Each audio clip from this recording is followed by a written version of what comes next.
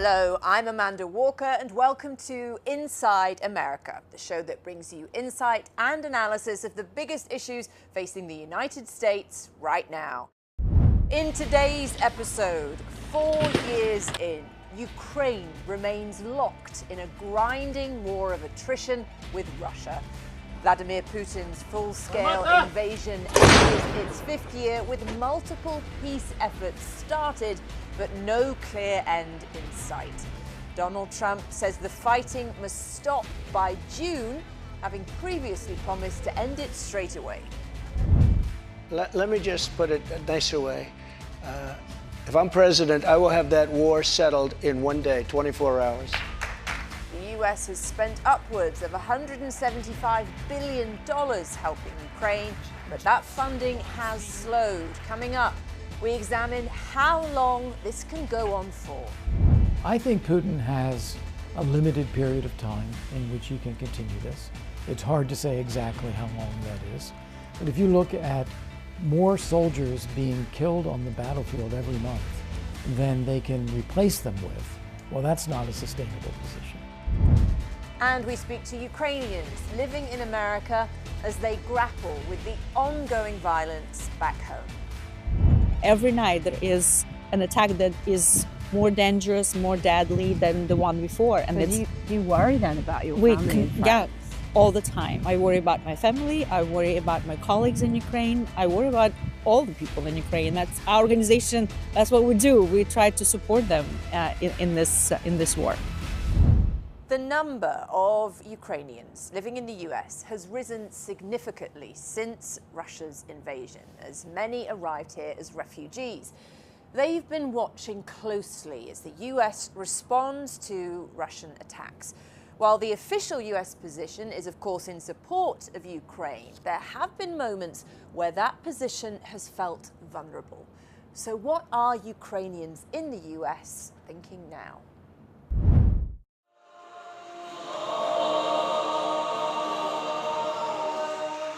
Faith and community. A critical source of hope for Ukrainians living in America. This weekly service at St. Andrew's Ukrainian Orthodox Cathedral offers some comfort in the face of immense loss and suffering back home. The congregation includes refugees who fled the war, some from the actual front lines. Maxim Radyuk is in the US for physical rehabilitation. He says in April 2024, he was hit by a Russian drone. He suffered massive injuries and lost his sight. Sashko Vihruk is also in the US to try and heal. He fought for his country since before the full-scale invasion. He says one night at 11 p.m. his squad was attacked by 3 Russian drones. He waited all night in immense pain before medics could reach them. He is now trying to mend his body and rebuild his life in America. But things will never be the same for him and his wife. Olha says people need to understand that Russia is a terrorist country trying to destroy Ukraine's people, its children, and its civilization. She pleads with America to help.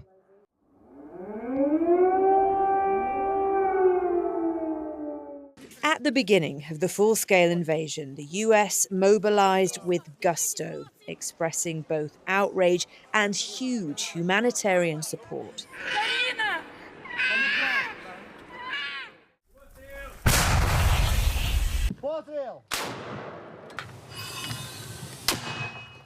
4 years in, the support is still there, but it has waned. It's Marina Baidyuk's mission to keep Ukraine's plight front and center. She's the president of United Help Ukraine. For years, she's been organizing rallies at the Lincoln Memorial in Washington, D.C., raising millions of dollars along the way. Her father and sister are still in Kyiv.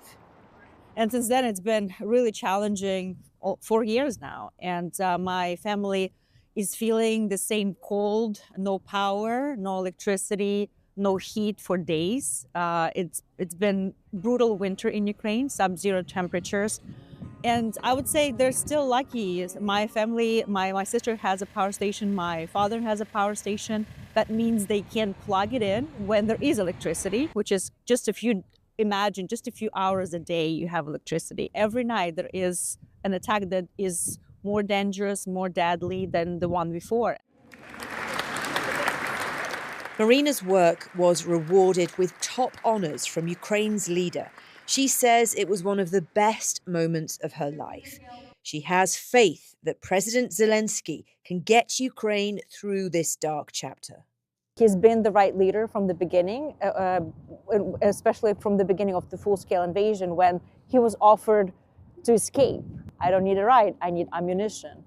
Like most Ukrainians, she watched this highly fractious Oval Office moment between President Zelensky and Trump with a heavy heart.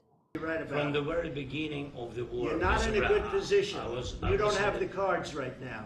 With us, you start having not playing cards. Right now, you don't. I'm very You're playing serious, cards. Mr. President. You're playing I'm very cards. serious. You're gambling with the lives of war. millions of people. What was going through your head? That was a very tough moment for all of us, especially Ukrainians, but not just Ukrainians. Americans were shocked. The world was shocked that in the Oval Office, the president of a free country can be treated that way. I remember that day we received thousands, if not hundreds of thousands of messages from American people saying, we stand with President Zelensky, we stand with you. People started sending us messages, emails, but also started sending us money. They said, we're standing with you, we're standing with Ukraine. And I remember when I was watching, of course, I was in shock and disbelief that that's happening, but we had a meeting with President Zelensky right after. And I was surprised to see him still coming to see Ukrainian diaspora leaders being positive. Really, after that moment? After that moment. Do you think he just compartmentalized and put it to one side? And I think he was, just from the beginning, he said this was a working moment. We understand there are differences in approaches. We understand that the peace talks are starting, and we hope that we're going to progress at the good speed and continue to do so. It's been a progress since then. And I just remember that feeling that we were all in disbelief and despair, but when he walked into that room with just a few dozens of us in that room, his energy was palpable, that he was determined that everything's going to be okay. The resilience continued. With moments like what happened in the Oval Office, do you worry that Ukraine does not have America's full support? And can Ukraine get through this without that? Of course, the United States has delivered unprecedented amount of support to Ukraine. Putin says, in most cases, is a lie. Donald Trump's actions have at times led Ukrainians to doubt the crucial US support that they know they cannot win the war without. That war has come to define their country. 5, 6, 7, 8. Choreographer Olga Aru owns a dance company. They're rehearsing a Ukrainian dance for Washington's upcoming Cherry Blossom Festival. Ukrainian dances are very fast, for the most part, very upbeat, very lively, very happy, and I think that's what makes our people stronger.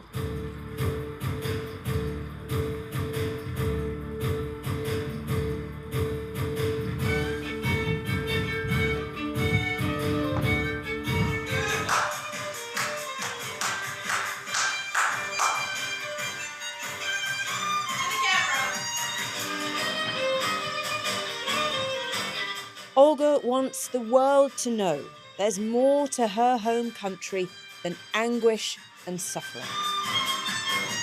It is very important to remind the world that Ukrainian is so much more than the war.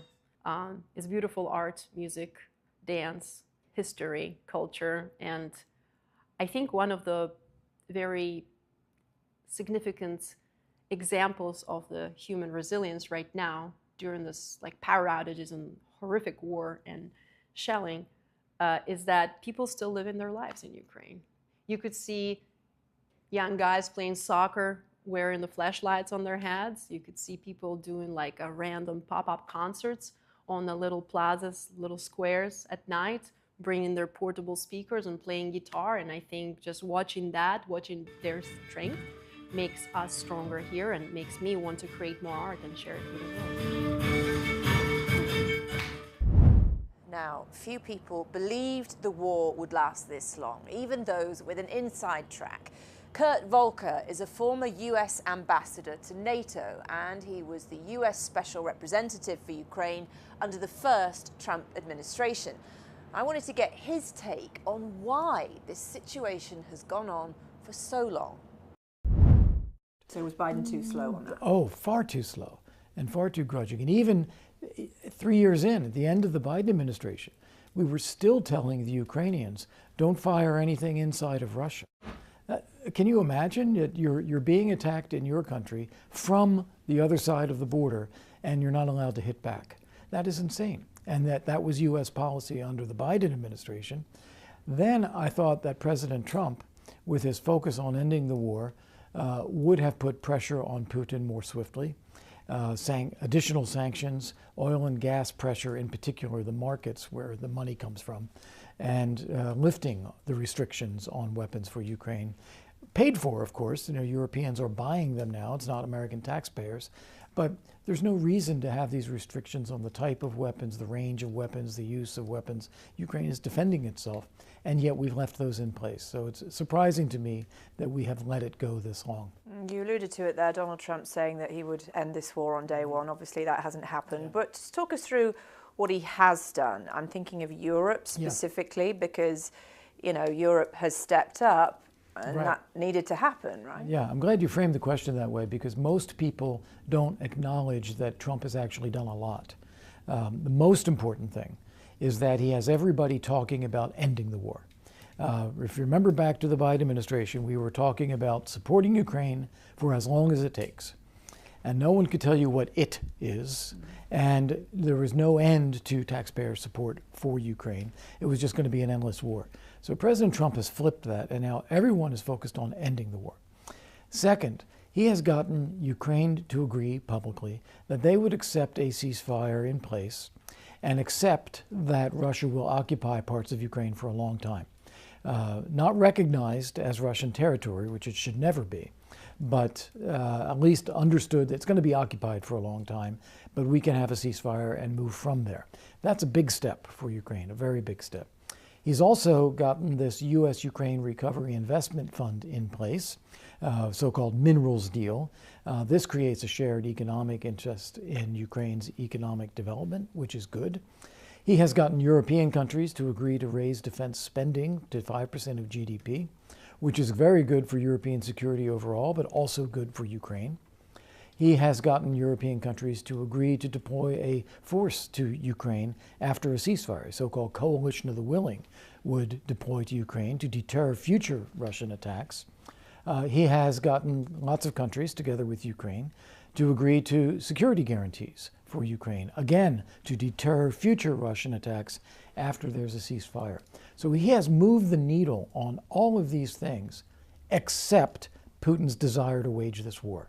So with that in mind, if you break this down to two characters, Trump and Putin, if you need more pressure on Putin, the nature of their relationship has been the subject of fascination. Donald Trump seems to express this admiration for Putin. So with that in mind, is he capable of applying that pressure, of being as tough as you're saying he needs to be on Putin? I think he's capable, I do. And I don't think he's beholden to Putin. Which many people allege, but I don't think that's right either. I think Trump is motivated by the deal.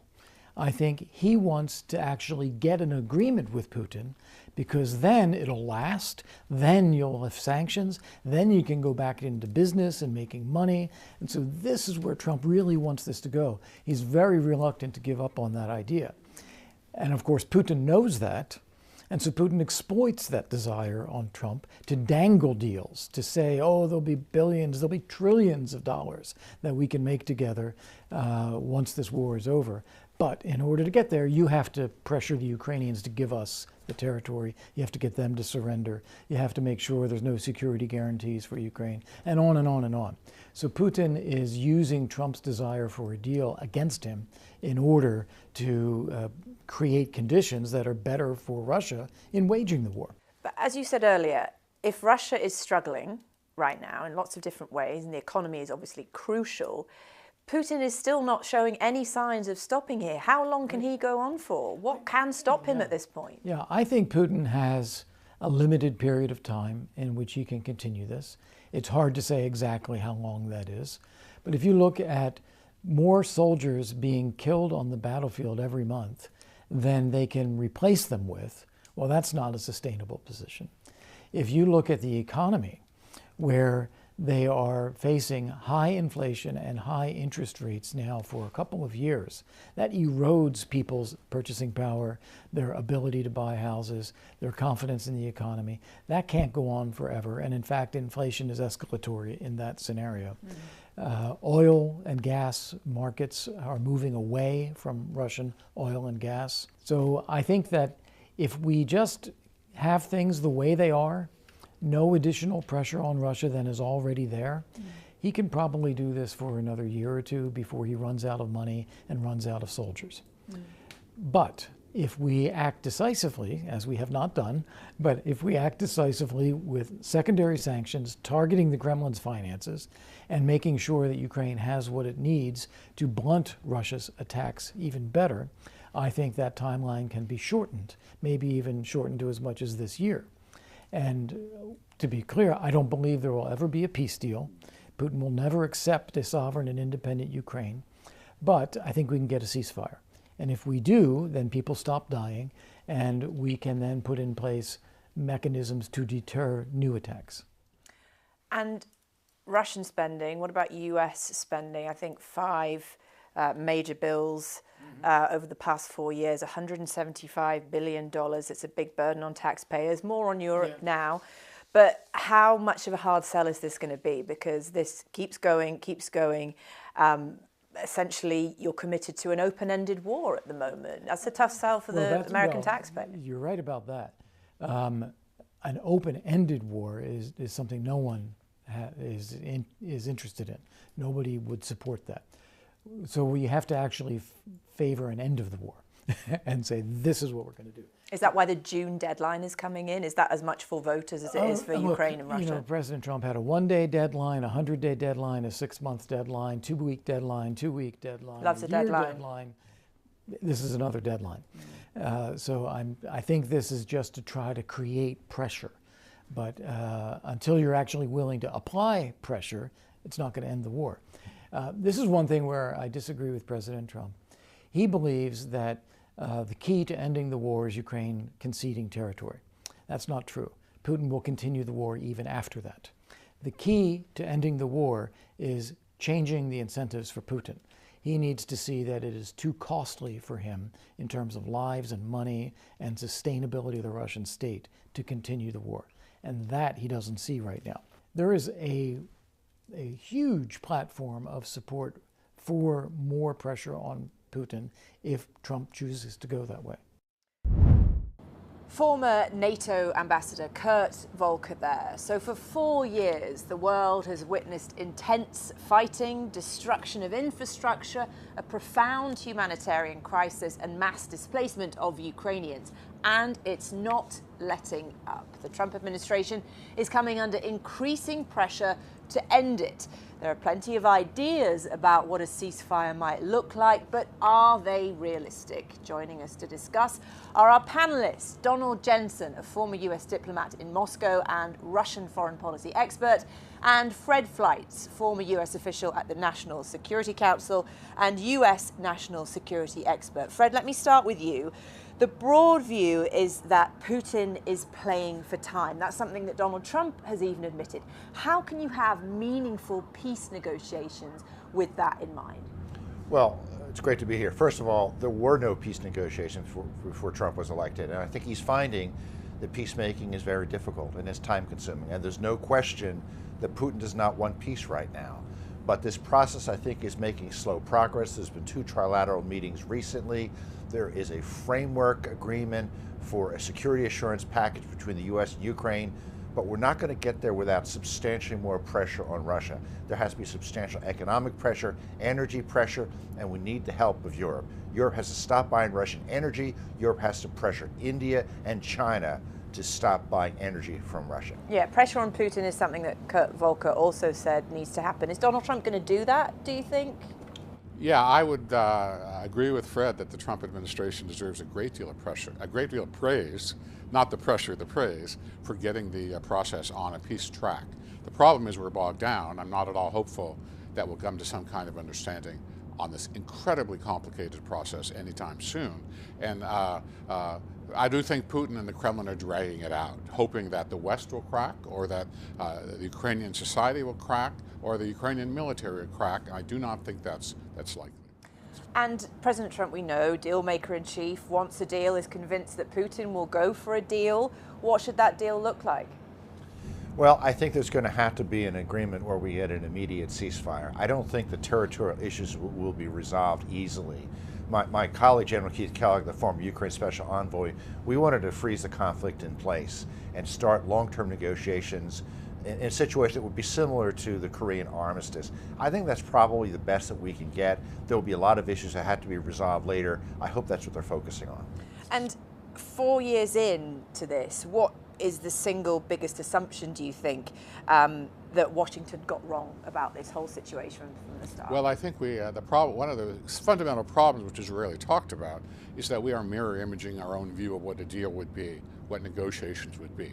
And the Russians see negotiations as a way to advance their interests, and they talk when they feel it helps them, and they don't talk when they don't want to, they feel another strategy would be more useful. For Moscow, negotiations, unless they're pressed, and I agree with Fred on that, are another form of warfare. It's just non-kinetic. And that's what we're seeing now, where we have this circularity about ceasefire, as Fred said, ceasefire, the land issue, Moscow's completely separate demands. They're all interlocked, and you cannot solve one part of it without solving the whole thing.